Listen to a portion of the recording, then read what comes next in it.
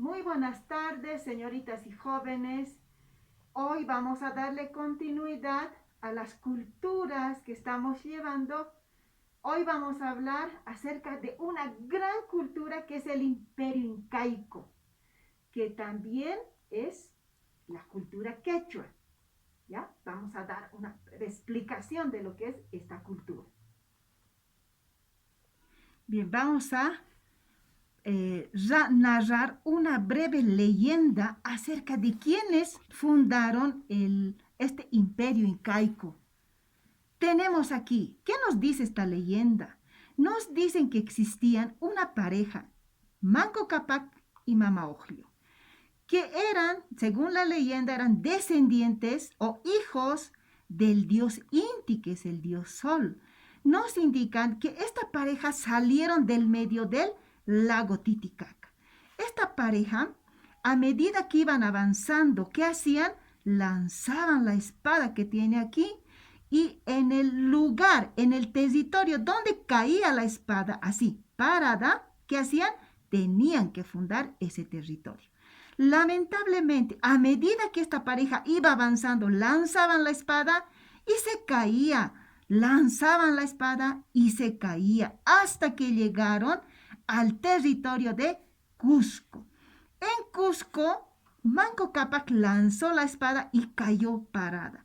Es en ahí que este guerrero con su esposa fundaron lo que es actualmente el gran imperio inca. También nos cuenta un historiador que es el Inca Garcilaso de la Vega. ¿Por qué Inca? Porque era un mestizo, ¿ya? Era de padre español y madre inca. Este autor nos indica que esta pareja no salió del lago, sino que este guerrero, que es Manco Cápac, fue expulsado de la cultura tiahuanacota. Como este guerrero, en compañía de sus allegados, de su pueblo, que también era guerrero, iban conquistando grandes territorios, entonces él pidió a las comunidades de los Lupacas y los Collas, que sabemos que son guerreros, él pidió su parte, su territorio. Lamentablemente, estos aldeanos no quisieron darle el territorio que le correspondía porque él por derecho había ganado, había peleado también, ¿no? Había batallado para conquistar ese territorio. Entonces, de esa manera, como no quisieron darle territorio a esta pareja, fue expulsado de la cultura tiahuanacota. Y a medida que esta parejita avanzaba, ¿no? A ver dónde iba a instalarse, dónde iba a refugiarse, a conseguir un territorio, llegaron, dice, hasta el territorio de Cusco, ¿ya? Entonces, en Cusco, dice que había aldeas que eran los quechuas, porque hablaban quechua. Esas aldeas vieron a este hombre guerrero y muchos de ellos lo enfrentaron, pero él, como era un guerrero grande y fuerte, venció. ¿Qué decían? Ah, no, este no es un hombre normal, este es un hijo de Dios, del Dios Inti. Entonces, esa gente, en vez de confrontar a Manco Cápac, ¿qué hizo? Más bien se unió a él. Ya, y de esa manera él fue conquistando más gente, más aldeas, se fueron uniendo hasta que al final fundó el territorio que es el Cusco. Ya, eso nos cuenta este autor que fundó la ciudad de Cusco. Bien, esas son un poquito de introducción. Vamos a ver ahora el Imperio Incaico. Dice que fue un estado que ocupó parte de América del Sur. Fue gobernado por los incas y se había extendido tanto, ¿no? Especialmente por la zona occidental andina y parte también de la Amazonía en los siglos XV y XVI. Esta civilización incaica logró un nivel máximo en la parte organizativa en cuanto a la parte política y social. Y su territorio, que fue su extensión del territorio que conquistó, fue denominado el Tahuantinsuyo. Bien, veremos. Dice Tahuantinsuyo, ha sido el más grande antiguo imperio que se ha desarrollado en el continente americano. Tuvo como sede, ya dijimos, a Cusco, que fue su capital de este territorio de Tahuantinsuyo. ¿Qué significa Tahuantinsuyo? Deriva de dos palabras. Tawa, que significa 4, y suyo, que significa región. Quiere decir 4 regiones. Bien, aquí vamos a ver por dónde ellos se han extendido. Los incas, como eran guerreros, en su afán de querer gobernar, querer expandir su territorio, ellos se dividieron en 4 partes, es decir, en 4 territorios, ¿ya? Que son el Antisuyo, el Collasuyo, que es aquí en la parte por Chile, el Chinchasuyo, que es en la parte de Perú y Ecuador, y el Contisuyo, ¿ya? Aquí tenemos los 4 suyos repartidos. ¿Para qué? Para expandirse mucho más, para ganar más territorio. Bien, esta cultura floreció más que todo en la región de los Andes, ¿ya? En la parte de Perú. Por eso es que actualmente existen muchos vestigios arqueológicos y grandes en el país de Perú, como por ejemplo encontramos ahí el Machu Picchu, ¿no? Y varias ciudades arqueológicas. Y dice que abarcó cerca de 2 millones de kilómetros cuadrados que abarcaba entre el Océano Pacífico, la selva amazónica, que es parte de Colombia, hasta extenderse hacia el río Maule, que es al sur de Chile. Quiere decir, en resumen, que este imperio abarcó parte de Colombia, Ecuador, Perú, parte de Brasil, Bolivia, parte de Chile y Argentina. Era un territorio extenso. Por eso se llama un imperio, porque había alcanzado un gran territorio conquistado. Vamos a ver en la parte de su economía, ¿qué nos dicen los quechuas? Dice que su economía era muy estricta y era controlada por el Estado. El trabajo era obligatorio para todas las personas, para toda la población. Nadie podía decir que yo estoy enfermo, no puedo trabajar. Todos estaban, dice, controlados por el Estado. Aparte, dice que existía en ese entonces el servicio militar, que era obligatorio para los hombres, ¿ya? También existía una labor importante, que es la mensajería o chasqui, que podían comunicarse a través de los chasquis entre distintas regiones del imperio, comunicándose de forma rápida mediante un sistema de relevos. Eso quiere decir este sistema de comunicación que es a través de la mensajería de los chasquis. También ellos se dedicaban a la agricultura. Se estima que cultivaron más de 80 especies en cuanto a vegetales y tubérculos. Entre ellos tenemos la papa, el maíz, la oca, el payar, que conocemos pero que no comemos, ¿no? En su mayoría de nuestra gente, el frijol, el zapallo y otros que tenían nutrientes sumamente ricos para la alimentación de esta gente, de este pueblo guerrero. También en su economía ellos criaban animales, por ejemplo, la llama, la alpaca, la vicuña y una parte criaban los cuis, ¿no? Y otro tipo de animales.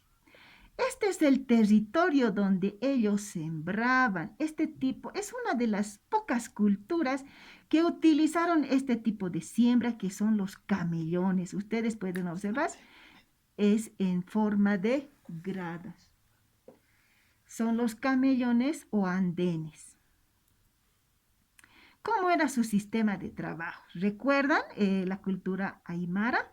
Es parecido a eso, ¿no? Como este hombre Manco Cápac descendía de la parte altiplánica, entonces conocía este mecanismo de trabajo, ¿ya? Entonces, nos dice que ellos empleaban el sistema de trabajo de la mitad, que es un sistema de trabajo a favor del Estado. ¿Dónde trabajaban? ¿Se acuerdan? Eran por turnos, ¿no? En este caso, dice turnos de 3 meses. ¿En labores de qué? Más que todo en la construcción de caminos, puentes, fortalezas, templos, acueductos, explotación de minas y otros. Todo para favorecer más que todo a la economía del Estado. Tenemos también la minca, llamado minca también. Es el trabajo que se realiza un favor, dice, obras a favor del ayllu, es decir, a favor del pueblo y también a favor del dios sol que es el Inti. Es una especie de trabajo comunal que lo hace de forma gratuita, que se dedican a la construcción de canales de riego, la ayuda en las chacras, más que todo a las personas incapacitadas, a los huérfanos, a los ancianos. Y dicen que cuando el ayllu, es decir, el pueblo convocaba a un trabajo mutuo, que es la minca, nadie podía negarse a este trabajo. Porque si las personas no asistían a este trabajo, eran directamente expulsadas del pueblo, ¿ya? Y ellos tenían que perder, ya no tenían derecho a la tierra. Entonces era fuerte, ¿no? Este sistema de trabajo que ellos tenían. También tenemos el AINI, ya sabemos que es el AINI, ¿no? Es la ayuda a través, dice, del trabajo en ayuda de los miembros de una familia, con la condición, ya sabemos que hoy por mí y mañana por ti, ¿no? Es el trabajo que nos han dejado hasta estos tiempos nuestras descendencias, ya es el AINI que hasta el momento lo vamos practicando. Vamos a ver aquí algunos oficios que ellos desarrollaban. Dice que eran guaturunas, que son los campesinos o ganaderos, se dedicaban exclusivamente al campo.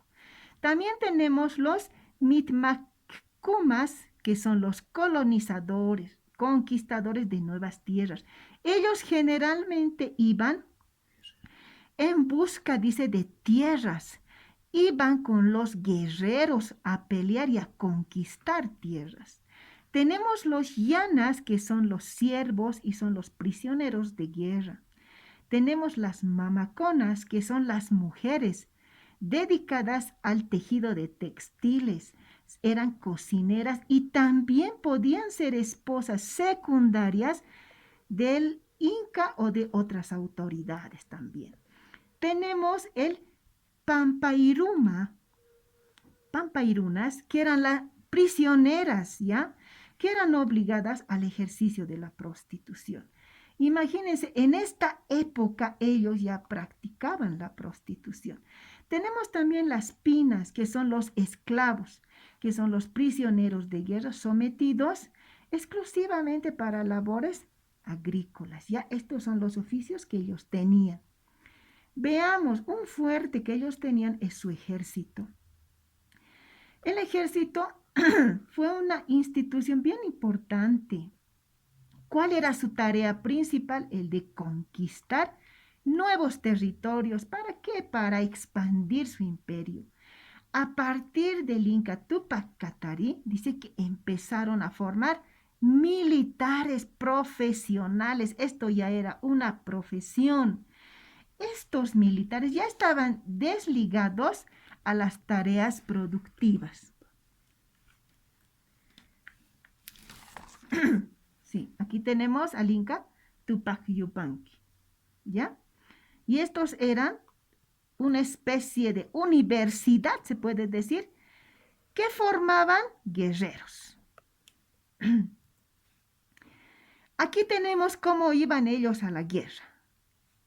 A la cabeza de su rey, el Inca máximo, ¿no? Que lo consideraban como un dios.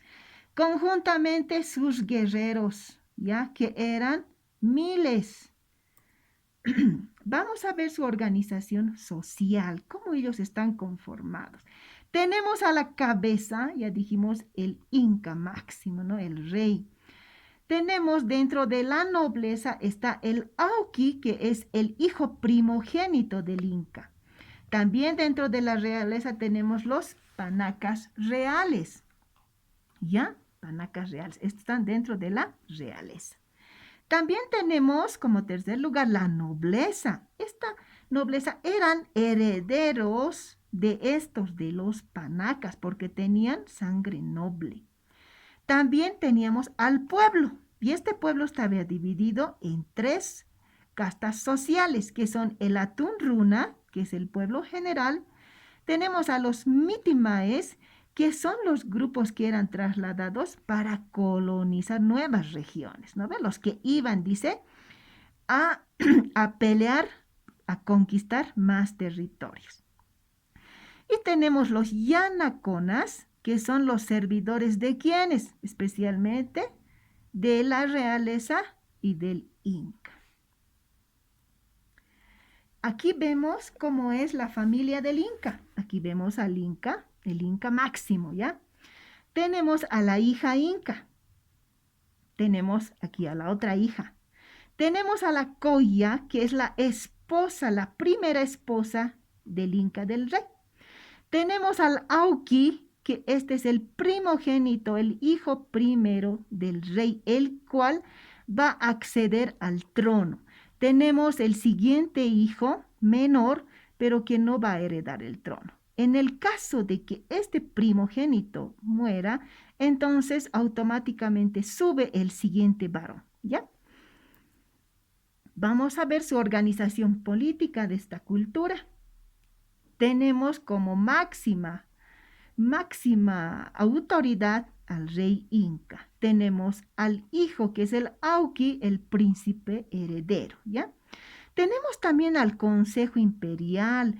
Estos eran gente sabia que aconsejaba al rey las medidas que debía tomar en cuanto a la expansión de territorio y ciertas otras acciones que debía de realizar el Inca. Luego tenemos el Apunchik o Capac Apo, que era más que todo de la parte religiosa. Y tenemos el Tucuyrui, que se dedica más hacia la parte guerrera, ¿ya? Es un líder también. Y el Curaca, que es el médico. ¿Ya? Tenían también su médico. Vamos a ir a la arquitectura inca. Estos construyeron una obra arquitectónica de mucha importancia, ya que hasta el momento en la actualidad a nivel mundial es reconocido. Tenemos muchas ruinas, por ejemplo, tenemos el Machu Picchu, ya que está ella ubicado en Perú. Seguimos con su arquitectura. Ellos habían, dice, construido ciudades grandes, por ejemplo, el Pisac, el Ollantaytambo y también la fortaleza ceremonial del Sacsayhuamán, que se encuentra a 2 kilómetros del Cusco, ¿ya? Son grandes obras arquitectónicas que en la actualidad se conocen y son muy visitadas por diferentes turistas. También, ¿qué nos dicen? Los pobladores, estos los incas, creían, dice, en las piedras. Creen ellos que la piedra posee un poder espiritual. Por eso los incas, dice, adoraban a las piedras. Los grandes bloques estaban, dice, enlazados, o sea, unidos entre sí, sin ningún tipo de amalgama, es decir, no existía pegamento alguno, no han encontrado. Entre sus grandes ejemplos de estas piedras encontramos a la piedra de 12 ángulos, ¿ya? Esta piedra es muy conocida. Vamos a ver por qué le llaman de 12 ángulos. A ver, vamos a ver cuántos ángulos tiene esta piedra gigante. Tenemos aquí 1, aquí tenemos 2, va a bajar abajo 3, aquí vemos 4, aquí abajo 5, 6, 7, 8, 9, 10, 11 y 12, ¿no? Entonces tiene 12 ángulos. Su cerámica, también se pueden distinguir dos tipos de cerámica, una que era utilitaria y la otra que era ceremonial. La cerámica utilitaria más que todo era de uso doméstico, es decir, más de uso en la casa, por lo que estaba hecho, dice, de manera muy simple y tosca. En cambio, la cerámica ceremonial, esa ya era, dice que estaba elaborada y decorada más que todo. ¿Por qué? Porque esta cerámica iba conjuntamente con los difuntos, era enterrada con los difuntos. Y perdón, y estas vasijas, dice, estas cerámicas estaban llenas de qué? De alimentos, bebidas, ¿ya? Que de acuerdo a la creencia de los incas, dice que tenía que servir a los muertos en el camino hasta dónde, hasta llegar al otro mundo, ¿ya? Eso les servía más que todo a los difuntos. Esa era su creencia. Ahora la cerámica inca también se caracteriza por sus superficies que están muy pulidas, muy finas y a la vez tienen una decoración geométrica. El uso de sus colores, ¿qué colores ellos utilizaban? Colores fuertes, ¿ya? Que eran el amarillo, el negro para combinar el blanco, el rojo y el naranjado. Dice que solían pintar figuras como rombos, líneas, círculos, animales, así también como plantas y flores. Bien, aquí vamos a ver una muestra de lo que son la cerámica. Ya, si ustedes pueden observar, esta cerámica está muy pulida y muy fina y a la vez también tiene combinación de colores, ¿no? Y tiene líneas simétricas. Entonces, eso también llama la atención, dice, de los arqueólogos, la manera en que ellos realizaban la cerámica. ¿Cómo era su religión? Sabemos que estas culturas no eran monoteístas, quiere decir que no tenían un solo Dios. Esta cultura quechua era profundamente religiosa, ¿ya? Y sus ritos, dice, eran místicos. Y además formaban parte de su festividad. En cada festividad que ellos tenían, siempre tenían que tener como base la parte religiosa. Su culto, dice, era dedicado especialmente a un dios que se llama Dios Huiracocha, ¿ya? Estos eran politeístas, quiere decir que tenían varios dioses. Entre ellos tenemos al dios Sol, que es llamado Inti, a la diosa Luna, que es la Mamaquilla, al dios Relámpago, que se llama Chuquilla. También ellos tienen otras deidades y otras creencias. Por ejemplo, tenemos aquí a la Pachamama, que es la diosa, la madre tierra y de la fertilidad. Ya aquí podemos ver que ellos están ofreciendo una ofrenda a la Pachamama. También tenemos el Pachacamac, que es el dios fecundador de la tierra, pero también dice que es causante de muchas calamidades como los sismos, terremotos, sequías, ¿ya? Entonces era de acuerdo a la ofrenda que ellos ofrecían a estos dioses. Tenemos aquí diferentes dioses, como ya habíamos indicado que ellos eran politeístas. Tenemos su dios principal, su creador y supremo, que es el Viracocha.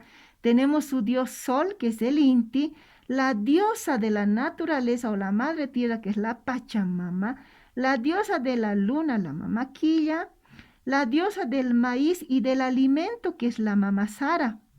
Tenemos la diosa de la feminidad, que se llama la Mamacocha. Dice que muchas de las mujeres que querían embarazarse o que no podían ellos tener hijos, ¿qué hacían? Ellas iban, dice, ofreciendo una ofrenda a esta diosa que es la Mamacocha, ¿ya? También tenemos el dios del rayo y de la batalla, que es el Illapa. Cuando ellos iban a enfrentar a una guerra, ellos ofrecían un sacrificio a este dios de la batalla. También tenemos la diosa de las estrellas, que es el Coillur, la diosa de la muerte. Miren, existe una diosa de la muerte, que es el Sopay. ¿Ya? También tenemos el dios del hogar, que es el Huasicamayuc. ¿Ya? También es eso, cuando una familia, un hogar recién formado quería estar en completo bienestar, ¿qué hacían? Ofrecían su holocausto, sus ofrendas a esta diosa. Este es un acto ceremonial que ellos realizaban en, dice, antes de ir a una batalla, ¿ya? Realizaban sus ofrendas, ¿ya?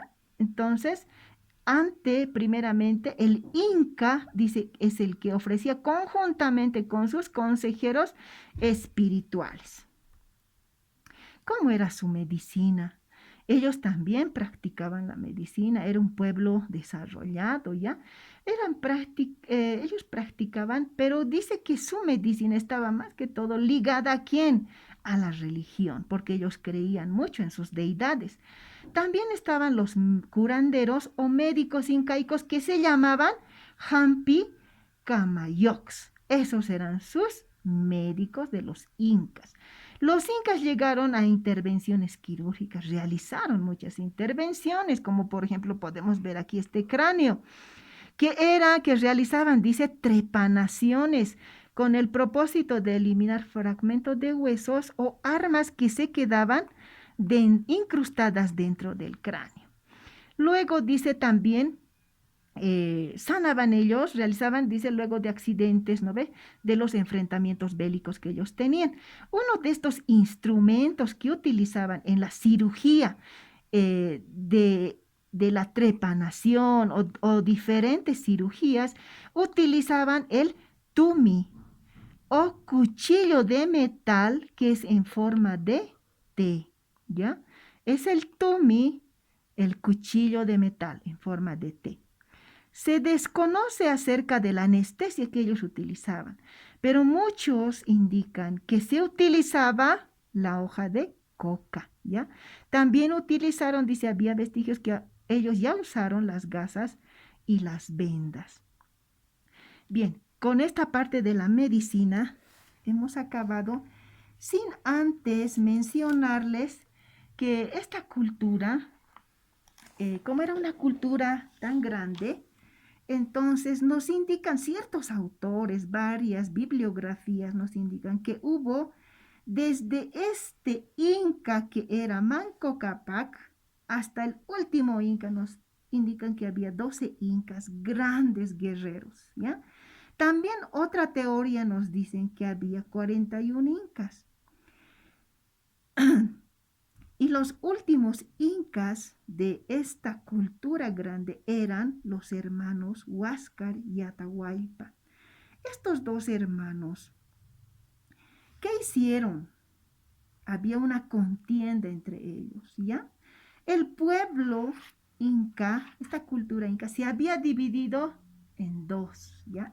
En dos bandos. Estos dos bandos estaban dirigidos uno por el hermano Huáscar y el otro por el hermano Atahualpa. Uno de ellos quería ser el líder. Lamentablemente ninguno de ellos accedía a que su hermano sea el líder, el rey. Entonces, ¿qué hizo Atahualpa? Mató a su hermano Huáscar, ¿ya? Y en esas contiendas que ellos estaban teniendo, ¿ya? Porque se habían levantado ambos bandos, ahí es donde llegaron los españoles, a cargo de un español reconocido que es Francisco Pizarro, ¿no? Y ahí empieza otra nueva historia que es la colonización, que lo vamos a tocar en las próximas clases que vamos a tener, ¿ya? Eso es todo por hoy. Por favor, cuídense. Después de ver el video, mándenme su nombre para saber que ustedes sí han estado presentes y han visto el video. y vamos a ver la manera de cómo también evaluarnos. Muchísimas gracias.